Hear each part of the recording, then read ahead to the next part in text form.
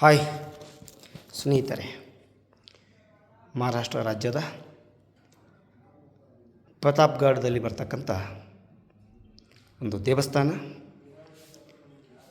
ನೋಡಿ, ಶ್ರೀ ಕೇದಾರೇಶ್ವರ ಮಂದಿರ. ಈ ಒಂದು ಕೇದಾರೇಶ್ವರ ಮಂದಿರದಲ್ಲಿ ಬರ್ತಕ್ಕಂತಹ ಒಂದು ಶಿವಲಿಂಗ ಇದೆ ಬಂಧುಗಳೇ. ನೋಡಿ, ಇದು ಸ್ವಯಂ ಉದ್ಭವದ ಲಿಂಗವಾಗಿದೆ ಅಂಥೇಳಿ ಪ್ರತೀತಿ ಇದೆ. ಇದರ ಮುಂದ್ಗಡೆ ನಂದೀಶ ಇದ್ದಾನೆ,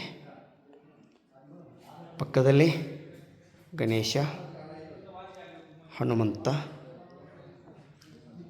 ಬಂಧುಗಳೇ, 1656ರಲ್ಲಿ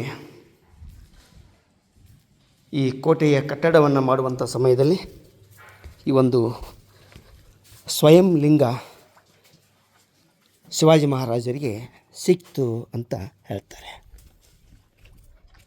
ಇದು ಹೊರಗಡೆಯಿಂದ ಬರ್ತಕ್ಕಂಥ ಆ ಒಂದು ಕೇದಾರೇಶ್ವರ ದೇವಸ್ಥಾನ 1656ರಲ್ಲಿ ನಾನು ಈಗಾಗಲೇ ಒಳಗೆ ತೋರಿಸಿದ ಹಾಗೆ ಈ ಒಂದು ಲಿಂಗ ಸಿಕ್ತು ಅಂತೆ, ಸ್ವಯಂ ಲಿಂಗ.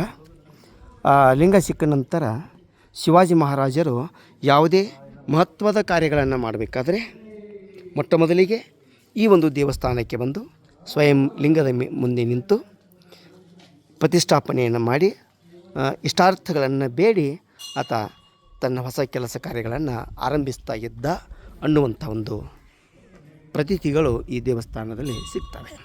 ಹಾಗೆ ಈಗ ನೋಡ್ತಾ ಇರುವಂಥ ದೇವಸ್ಥಾನ ಅದು ಭವಾನಿ ದೇವಸ್ಥಾನ ಅಂಥೇಳಿ.